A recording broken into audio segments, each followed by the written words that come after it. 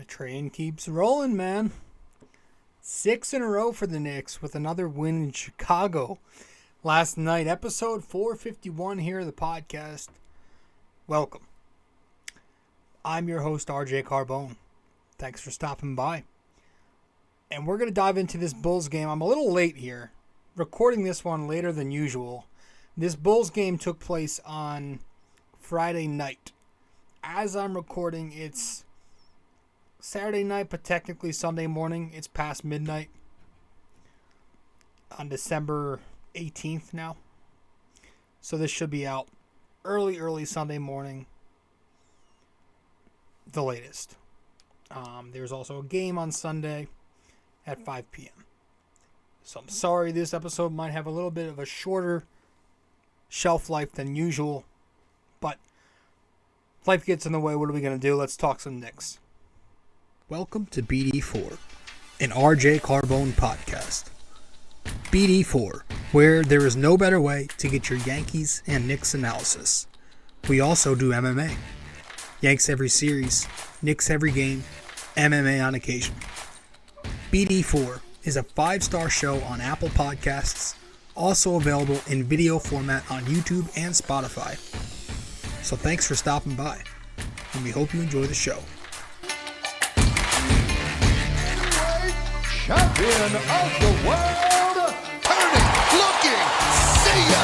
Anthony for three, bang! That one goes down, and the game is tied! Time! Penetrates, creates, and showing some dexterity as well with the left hand. Yankees win!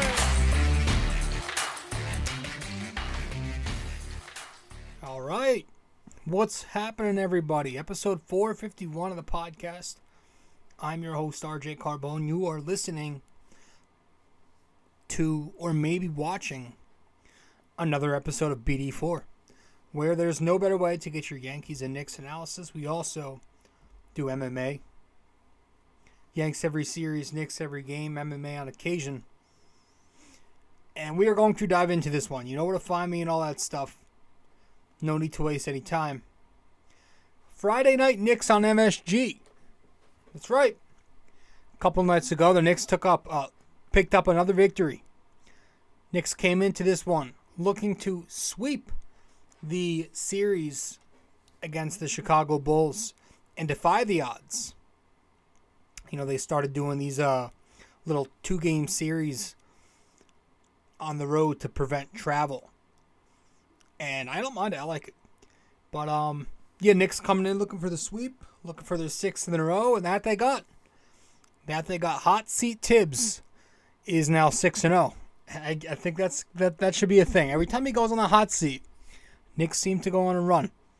The Knicks pick up the 114-91 win at United Center last night. The Chicago Bulls didn't even bother to show up for this one. I mean, it was the complete opposite effort of what we got from them on Wednesday night. I think it was Wednesday night. But it was a slow start in the first quarter for the Knicks. I mean, they began the game by knocking down some 3 balls, yes. But you could tell, like, the ball movement wasn't there. Wasn't a ton of that. The defense wasn't tight enough and maybe a bit a step slow at times. But Tibbs calls a timeout, and the Knicks eventually get hot, more towards like later in the second quarter, where they really start to do so. And then once the third quarter finished, it was over from there. The game was over after 3. And once again, you had contributions all around. Once more, R.J. Barrett led the way in points. Brunson and Grimes.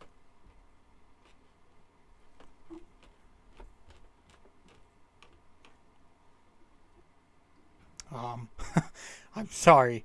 That scared the crap out of me. I don't know if the mic just picked it up, but oh my gosh. I just heard a loud thump. Literally the second I say Brunson and Grimes.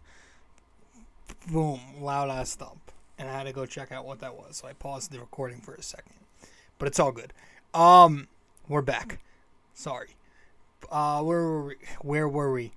Yeah, Brunson and Grimes were sniping all night long.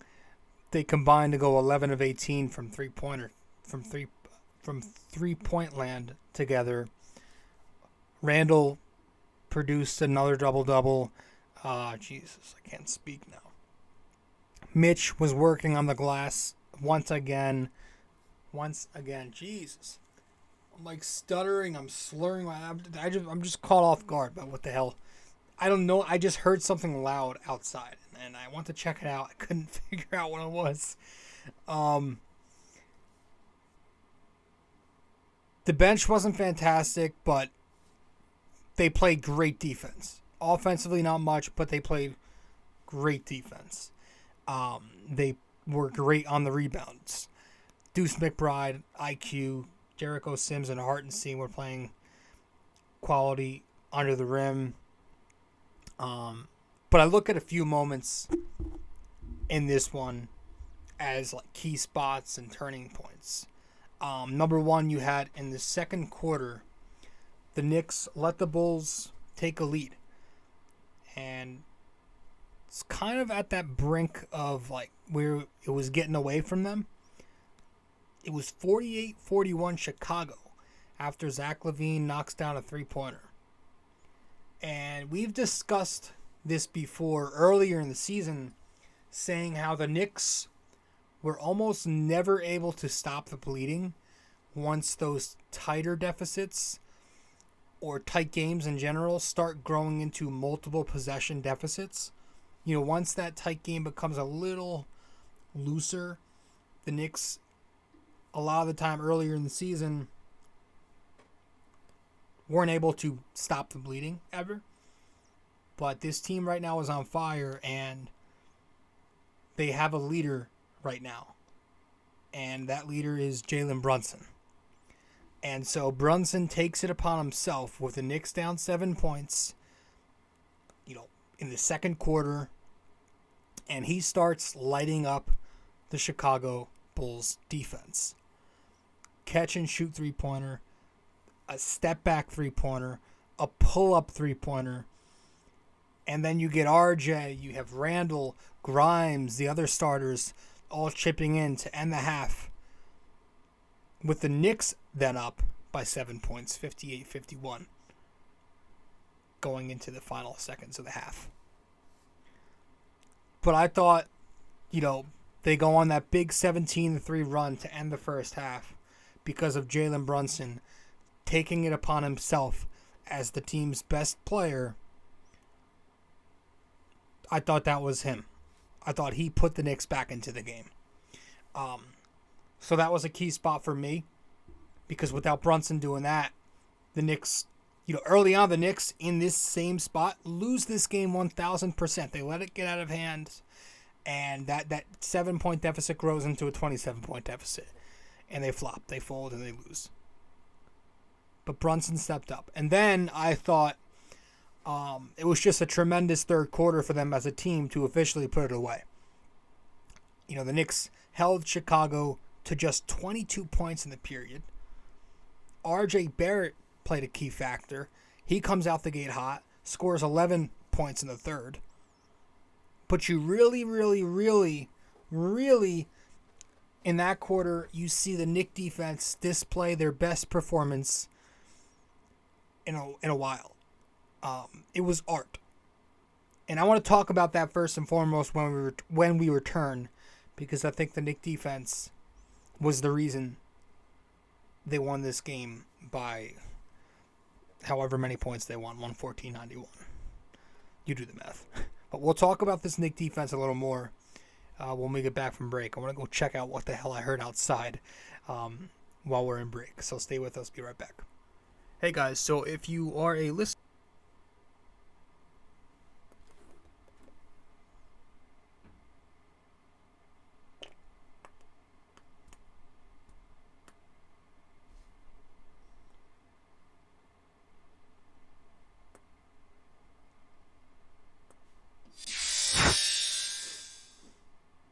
BD4 is located on many different platforms. You can listen to the podcast on Apple Podcasts, and if you do there, Welcome be sure to back. give us a 5-star rating and review. You can listen to it on Spotify, sorry. but you can also watch the podcast on both Spotify and YouTube. BD4 is available on many other platforms as well. All you got to do is search it up. Apple Podcasts, Spotify, YouTube, and much more. Sorry. I hope I'm not talking over the voiceover. I'm a mess right now. But that freaking no, it was literally that. It was like dum ba dum ba dum. I just thumps. I don't know what the hell that was, and I'm still trying to figure out what it is. It's scaring the crap out of me, man. And I live right by the woods. I don't know if someone's hunting. I have no idea what's going on out there. But it's past midnight. It's like, who the hell will be... It doesn't sound like guns. It's just like, it's like dum dum, like thumps consecutively. I heard it again. Like I heard it again and again. It was weird, and then I got so creepy. I don't know what's going on right now. Hey, we're back. Fucking weird. The Knicks defense. I thought they were brilliant. The team defense was brilliant last night. I mean, they racked up 13 steals. The Bulls turned it over an entire 20 times last night. The Knicks scored 24 points off those turnovers. They also won 21-11 in fast break points. They were playing the passing lanes with very quick hands. Just thinking ahead and anticipating the next pass very well. I mean, you had Mitch going up and intercepting that inbound pass, I think over Vucevic, I think it was. Deuce had himself a couple swipes. Brunson in that third quarter had an entire 3 steals. The communication was on point. Some of the best help defense I've seen certain guys play all year last night. And, of course, under the rim, the Knicks remained a steady, dominant force. They won the points in the paint game by 4. They won the second chance points 14 points to 0. And another area where they outclassed the Bulls was on the offensive glass, where they picked up 15 to the Bulls 2. Mitch Robinson is, of course, to thank. But also Isaiah Hartenstein with some absolutely big-time offensive rebounding. He had 6 of his double-figure rebounds were on the offensive glass. But they're just playing Thibodeau-style defense lately. They're wearing their opponents down with gritty, no-quit defense, and it's much like the type of defense we saw in the COVID year and at times in the second half last year. You know, it's the 4th time in a row. It's the 4th time during this 6-game win streak now where the Knicks have held a team under 100 points. And remember, 100 points today is not 100 points from 5 years ago. There are more possessions in today's game. There are a lot more three-pointers going up. So 100 points is even more impressive today. But, yeah, I mean, if we're talking about the defense and just the overall state of the Knicks and why they're playing better lately, I think we must credit Thibodeau. You know, even if there's one thing we have to credit Tibbs for, even his biggest critics, right, is how his new 9-man rotation, whether we initially hated it or loved it, it seems like it's developed some solidified roles on this team. And also remember, like a few weeks back, earlier in the year, we were saying in an episode how at the time when the Knicks were losing a lot, it felt like guys didn't have established roles. There was no niche for anybody, right? There were just so many questions on guys' certain roles. Like, what's the deal with Grimes? He was playing some days, other days they would sit him. where they would play him, but in like garbage time minutes, there was a whole situational thing with him. Like, he didn't have a role. Is Cam starting? Is he not? Is RJ ever going to step up? Right? Is Randle going to start playing defense and let Brunson run the show more? Is it just going to be Brunson or bust? But now it seems like guys are finding their places. Barrett, Randle, and Brunson are providing the scoring every night. Right? That's their job. Not a single one of them, by the way, knock on wood, have missed a single game yet. I heard that on ESPN by Stephen A. Smith. You got your defensive anchors, and quickly, McBride, Grimes, and of course Mitch down low. IQ providing some scoring and playmaking. I know he was off last night. He was pitiful, 1 of 12. But he has been better of late offensively, and he's providing some good playmaking. Grimes is their go-to sniper, right? He's found his shot. So I just think you need to credit Tom Thibodeau for that. I think he does deserve credit. And there was some great offense, too. The defense has certainly found it, but the offense for the Knicks has been pretty good. It's been at least average most of the year. And I loved how last night Julius was off, but we didn't have to go through him and watch him force it like he's done in the past. I liked how Brunson just seems to automatically knock down at least half of his shots every night, and that continues after that little bit of a slump he had where he was banged up a little bit. And he probably still is banged up because the dude's playing on a bum ankle. But he's just a consistency king. I went and looked. There have been 12 games so far this year where Brunson has both scored 20-plus points and shot at least 50%. Pretty cool for a point guard of his size. RJ is picking it up. Grimes is starting to flash that young Allen Houston in him, right? I've heard a lot of comparisons there. I've heard Allen Houston, obviously Danny Green. I've called him like a J.J. Redick with defense before. Klay Thompson I've heard. That's a good one. I recently heard Desmond Bane, which I think is an excellent ceiling for him. But let's talk about Grimes, because I actually gave Grimes, I'm going to give him the bing bong ball amongst the starters last night. Bing bang.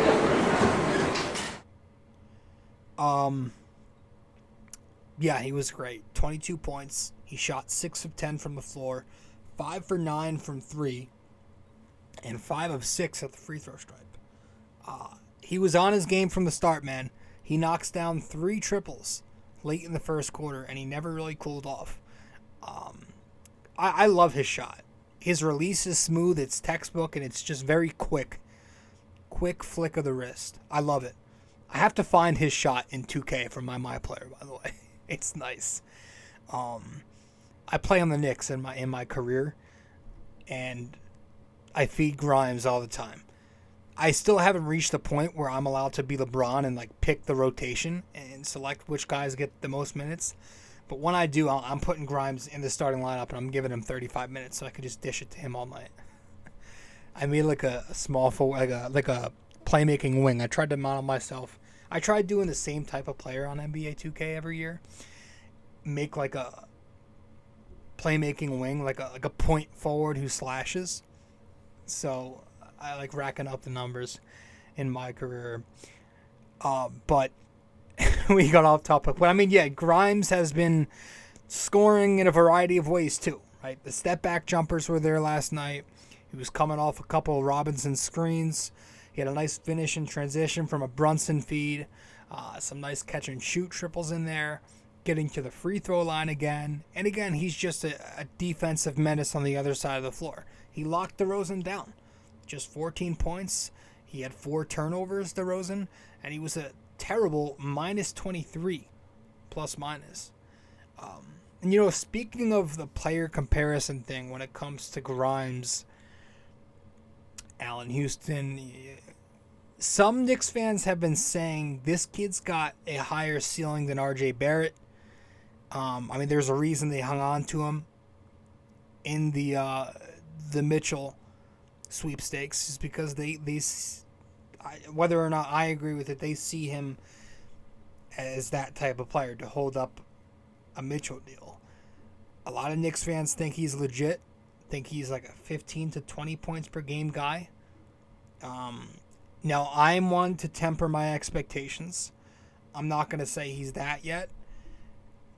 But lately, he has certainly shown that upside in the last number of nights. Just watching him play, you could see why some fans might think that right now. He's scoring in double figures very often. He's shooting the three-pointer well again, and at a high volume.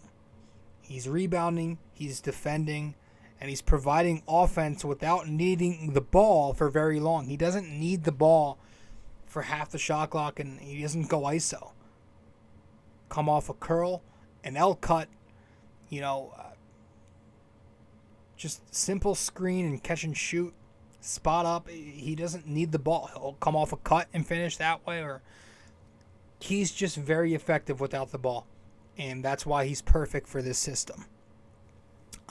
So I think Quentin Grimes most definitely earned it last night. That was his first Bing Bong ball of the season, ladies and gentlemen. Of course, he had been hurt a while. I also thought, and I was going to give it to him, but Grimes was just a little better. But Jalen Brunson was certainly one of the top performers in this game. He could have easily gotten the ball. 22 points last night for Brunson, 6 assists, 3 steals, 3 his three-pointer was on point, 6 of 9, shot 7 of 14 overall. But the elbow threes were falling all night. He was just taking care of them, taking care of Caruso once again with the jumpers, the blow-bys. No crossover this time, but he did his job, man. And again, his key run in that second quarter put this game in the Knicks' control, and they gave them, that run by him gave them the ability to pull away in the second half, which they did. His playmaking was sharp too. His defense, I thought his defense was even good. He was in the passing lanes. We talked about that. But he drew another charge last night. And that's his thing, man. He does that often too. He's good at drawing those charges. We could talk about Brunson's shortcomings on defense all we want. Right? He's tiny. A lot of times we need to hide him. He's an automatic mismatch. All that stuff. I get it. But he's always playing his absolute hardest and doing what he can every night on that end of the floor. Right? Like, his defensive issues aren't because he's not trying. They're simply because of things he can't help. Like, he can't help the fact that he's tiny. So, given his abilities, he's playing defense to the best of his ability. Given his flaws, he's playing defense to the best of his ability. So it's not like it's effort, with some other guys from time to time. R.J. Barrett, last night, led the team in points, 27. 4 rebounds, 2 assists, shot 3 for 5 from 3. It was a rough start for RJ. He missed a 6-footer at the rim early. Lost the ball out of bounds. Quickly comes in for him right then. And he ends up with an underwhelming first half, shooting only 3 of 9. But then he finds it in that third quarter. He has a big third quarter. He's finishing at the hoop in the second half. He's knocking down his three-point looks. The defense was fine. Forced Zach LaVine into some tough shots. The effort was nice. His only shortcomings, RJ, last night were, some of those misses near the rim in the first half. And he also left a lot of points on the board from his foul shooting. He was only 6 of 11 last night at the free throw line. So he could have gotten his second 30-piece of the season had he converted a few more there. But still, I like what we see lately from RJ. I like that he's playing more efficiently. He's been 43% or better now in 4 consecutive games. 20 points or more in each of them. 25 points or more in 3 of them. He's rebounding as usual. He's been passing much better lately, whether the assist numbers show it or not. And again, the defense has improved. I thought Randle last night, 19 points, 12 boards, 4 assists, 3 steals, a block, and a plus 28 to lead the team. And I thought that wasn't deceiving. I mean, yeah, the shot wasn't falling that consistently. He was only 6 of 16 and 2 of 8 from 3. But he made positive impact. He literally did everything else very well. The jumper was off, and he saw a lot of doubles, but he didn't force it. He only had 16 attempts. He had 4 assists. He had the 12 rebounds. I loved his help defense. His switching was good. He was making sharp rotations. I feel like last year's version of Randle, and at times this year with Randle, he lets those offensive struggles bleed into his defense and other parts of his game. The effort isn't great if his offense isn't there. But that wasn't the case last night, and that's not been the case for a lot of this season. Mitchell Robinson, 6 points, 9 more rebounds, 2 steals and a block. Fuck. Oh. Okay. I thought we lost the thought we lost the recording for a second, but we're good. No, just causing more chaos defensively. That's what he does. Forcing bad decisions because of his quick rotations over to the ball on the drive. It's forcing inaccurate kickouts, and that led to some steals and those fast break opportunities simply because he alters people's decisions once they get to the rim. Right? They see an open lane, but Mitch stunts, and he's there and he forces a bad decision. And before you know it, the Knicks are on the other end converting a transition bucket. I just love what I'm seeing from him lately, and it's been lasting for a long time. He's had a lot of big rebounding games lately, man. Ever since that big 20 rebound game, he's been going off. And that obviously it comes with really, really, really good defense, which you can't really see on a box score, right? So I'll take the low-scoring games for Mitch if he can keep giving you 12 rebounds a night, right? And that's what he's been doing lately.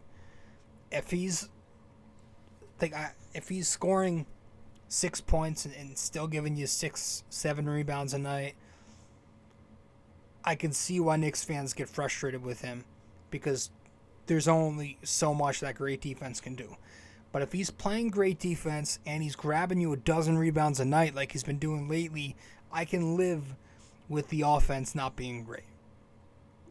Because he's performing exceptionally in 2 different dimensions of the game. And lastly, when we're talking about player performances, I'm giving Deuce McBride a bing bong ball coming off the bench last night. Bing bang.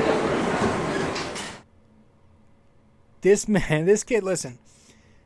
The defense, first of all, we'll start there. It was just very good once again. I don't want to keep talking about his defense because we do a lot. But he does so much. Like, he's constantly in motion. He's up in the ball handler's personal space consistently. Very Prigioni-like in that way. If you watch the Knicks in 2012-13 with Pablo Prigioni, he's just moving his hands, just being a pest. That's what he is. He's hedging over to one guy, then recovering, rotating very quickly to the next man. Like, on the swing pass, he's following. He's very quick, very pesky. But lately, the offense, I'm starting to see flashes. He's flashing some off-the-dribble attacks to the hoop. He's shooting it a little bit better. Now, it's not going to show up in the stats sheets yet because he's simply not being aggressive enough, but he is technically being more efficient offensively. And is he coming along on that end? I don't know. You tell me. His first 13 games, he shot 31% from the field, 12% from 3, and 33% at the free throw line. In his last 4 games, he's 50%, 9 of 18 from the field. He's 42% from 3, 5 of 12, and he's 3 of 3 at the free throw line. Is it a nitpick? Probably, because I want him so bad to have some kind of offensive package and not for him to be Frank 2.0. But I do think lately the offense has been better, and it's just coming down to him not being very assertive. But I really like what I'm seeing from him defensively, and we'll see about the offense. I'm not so sure, but we'll see. But yeah, I'm gonna cut this off right here because I'm tired. It is late. I want to go to bed, and I have to get up somewhat early. But the Knicks keep winning. They've now won 6 in a row. I believe they have the Indiana Pacers up next, 5 p.m. on a Sunday. So we'll see what happens there. That's always a good game to watch. The Knicks Pacers will always be rivals. I'll always root against them, even when the Knicks are not playing them. But yeah, it's good right now for the Knicks. I'm having fun. Watching this team right now. Who knows? We'll see how long it lasts. But right now, they are 16-13. Things look a lot better than what they looked like just a few weeks ago. But I'm just taking this thing day by day. I don't want to jump ahead. So that'll be that. We'll wrap it up with our question of the day when we get back from break. Stay with us. Be right there. We also have a website now for BD4. If you go to BD4blog.com, you can find the blog, the podcast links, and also where to find me on social media. Just go to BD4blog.com.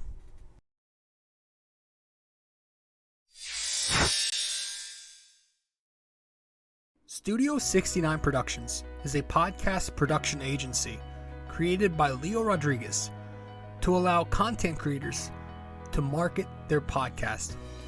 It's an online platform that will market your podcast or any other project that you're working on. Get in touch with Leo Rodriguez from Studio 69 Productions. You can find Studio 69 Productions on Instagram at Studio69NJ. Studio 69 Productions, where dreams are heard and born.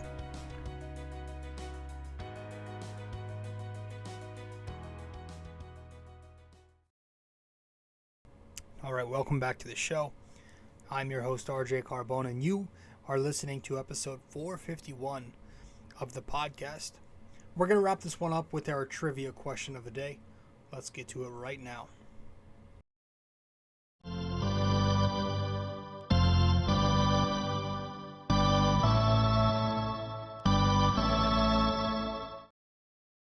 All right, so for episode 451, our NYY-NYK-MMA question of the day is, who did the Knicks select at number 8 in the first round of the 2009 NBA draft? And how many seasons did he end up playing for them? Okay. Who did the Knicks select at number 8 in the first round of the 2009 NBA draft? And how many seasons did he end up playing for them? All right, let me know where you can, let me know the answer wherever you can reach me.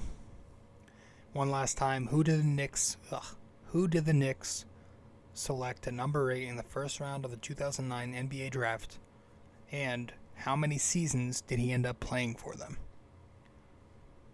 All right, fellas, I am out. I appreciate you stopping by as always. Episode 451 is in the books. I'm your host, RJ Carbone.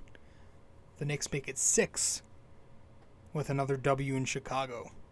6 in a row for the New York Knickerbockers. I don't know if tomorrow's home or away. I think it's one more game on the road before they come back home to the Garden, which I really need to get to a game this year. I haven't been to a game where they've been good. That's gotta feel so fun, right? Like the last game I went to was like in the Porzingis era when they were terrible. I went to a Rockets game with my cousin. They got blown out. That was when they had Harden and they were good, and the Knicks were terrible. The last Knicks game that I went to when the Knicks were good was in that 2012-2013 season that we briefly mentioned, and it was the first round. It was that series against the Boston Celtics. I went to one of those games. I don't know if it was game 3 or 4, but they played the Celtics and they won. That was such an amazing experience. I've been to Yankee playoff games countlessly, and it's a very similar feeling. Again, this was 2013, so I can't recall how loud it was or how I can't compare, but MSG gets lit. Like the Yankees Stadium is insane, but it's a close second, if not tied, when you've got the Knicks in the playoffs. We're starting to talk playoffs again because we're on a fucking 6-game win streak, and I'm getting ahead of myself. Let's wrap this up. Guys, thank you, and I will see you in the next episode. I am out. Later. This episode was brought to you by Anchor.